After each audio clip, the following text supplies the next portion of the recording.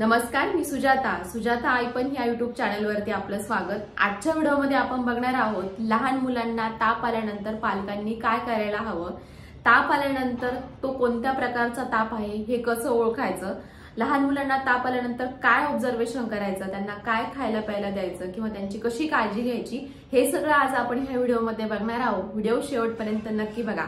परंतु त्याआधी मी एक पॉइंट क्लिअर करते की मी कुठल्याही प्रकारची डॉक्टर वगैरे नाहीये।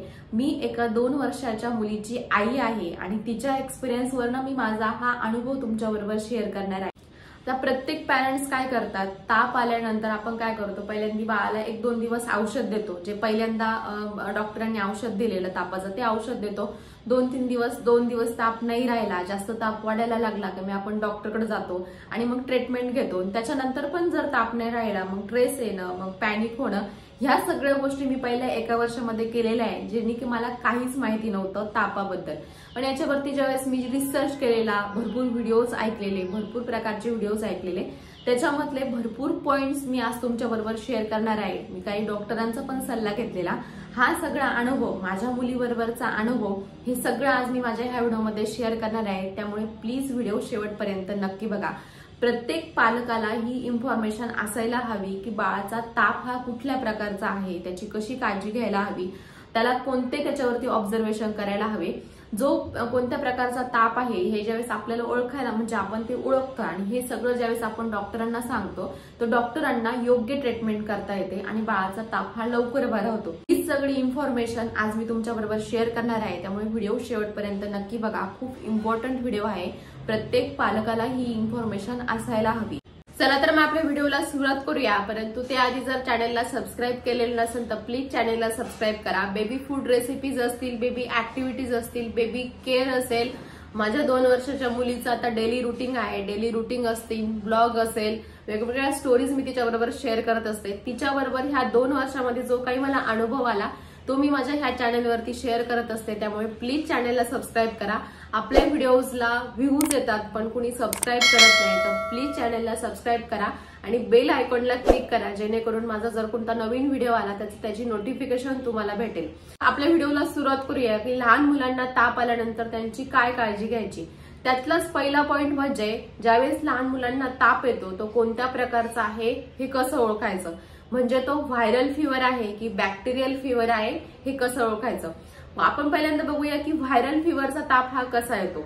व्हायरल फीवरचा जो ताप येतो तो सुरुवातीलाच हाय ग्रेड फीवर असतो, म्हणजे खूप जास्त टेम्परेचर त्याचं असतं, म्हणजे सुरुवातीला जे टेम्परेचर असतं ते खूप जास्त असतं। जर टेम्परेचरनुसार बघितलं तर पहिल्यांदा जो ताप येतो तो 101, 102 आणि 102च्या पुढेच, म्हणजे 102, 103 असा ताप येतो। पण बॅक्टेरियाच्या फीवरमध्ये व्हायरल फीवरच्या अगदी उलट असतं।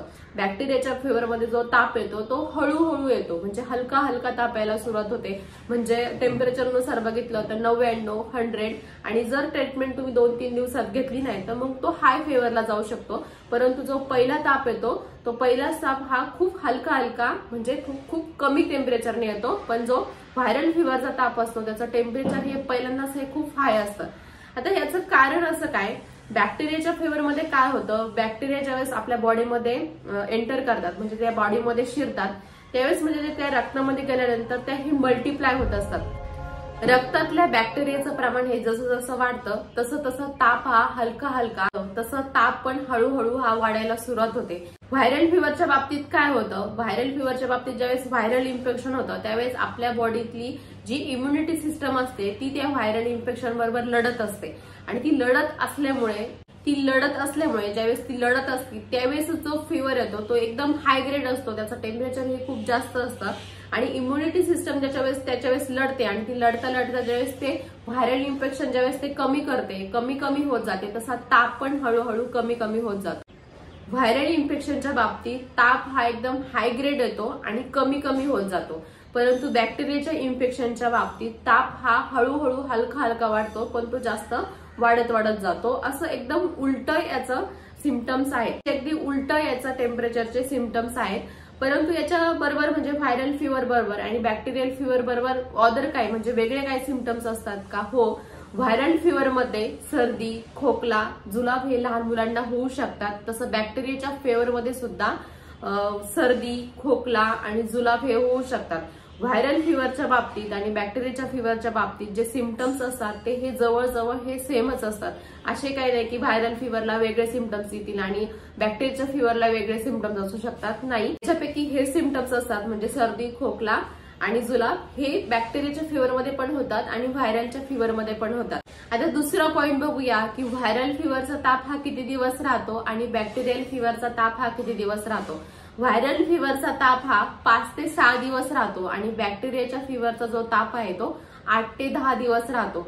बॅक्टेरियाच्या फिवरमध्ये काय करायचं असतं, आपल्याला डॉक्टरकडे जायचं असतं आणि डॉक्टरकडे गेल्यानंतर कोणता बॅक्टेरियाचं इन्फेक्शन झालं त्याच्यासाठी ते रक्तलघवी चेक करतात आणि रक्तलघवी चेक केल्यानंतर त्याच्यासाठी अँटीबायोटिक देतात आणि योग्य प्रकारे जर योग्य वेळी जर तुम्ही ट्रीटमेंट घेतली म्हणजे लवकरच ट्रीटमेंट घेतली 2-3 दिवसामध्ये तर हा ताप 7 ते 8 दिवसामध्ये पण निघून जातो.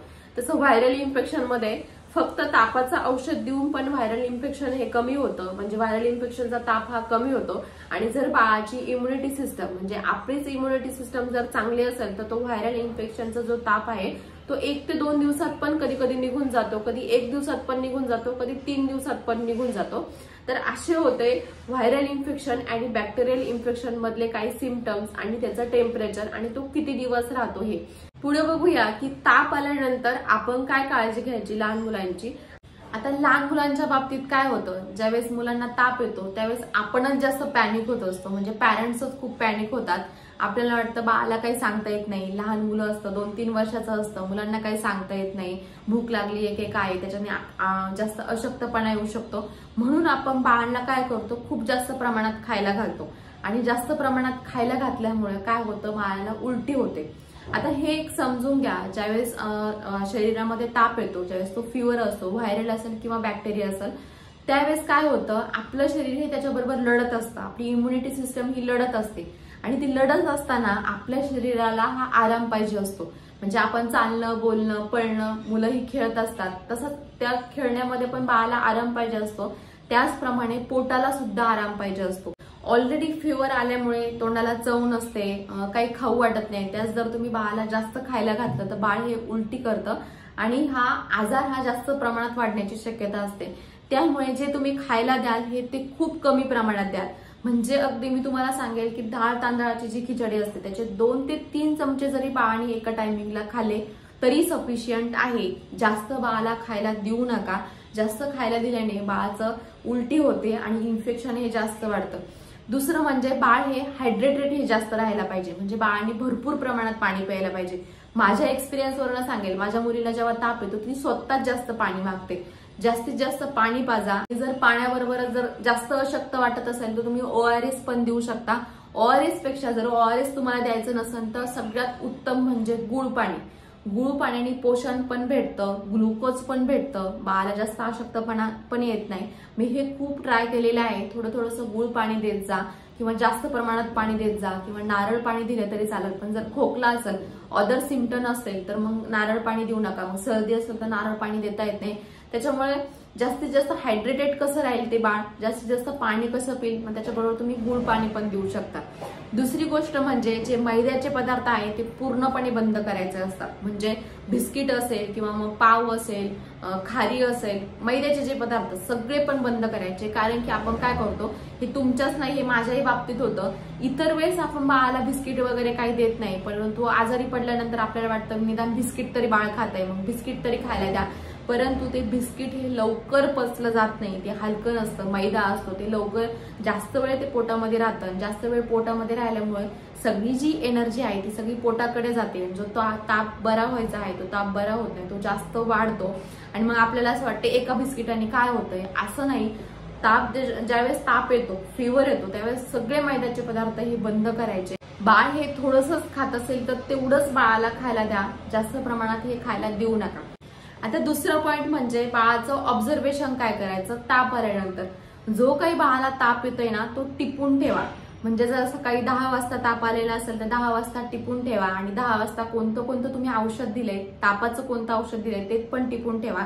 औषध दिल्यानंतर ताप किती वेळाने बरा झाला, 1 तासाने बरा झाला, त्याच्या किती वेळानंतर परत ताप आला म्हणजे 6 तासानंतर 7 तासानंतर ते टिपून ठेवा आणि हे टिपून जे ठेवले ते तुम्हाला डॉक्टरांना सांगायचं. ज्यावेळेस तुम्ही हे गोष्टी डॉक्टरांना सांगता तर डॉक्टरांना याच्यावरती योग्य ट्रीटमेंट देता येते. त्यांना कळतं कुठल्या फेवरचा ताप आहे, कोणत्या प्रकारचा ताप आहे हे समजतं आणि त्याच्यावरती योग्य ट्रीटमेंट होते. तापाबद्दलची ही माहिती प्रत्येक पालकाला असणं गरजेचं आहे, प्रत्येक पॅरेंट्सला असणं गरजेचं आहे. त्यामुळे प्लीज हा व्हिडिओ नवीन पालक झालेले असेल, नवीन पॅरेंट झालेले असेल तर त्यांना हा व्हिडिओ नक्की शेअर करा आणि सुजाता आयपन ह्या युट्यूब चॅनलला सबस्क्राईब करा.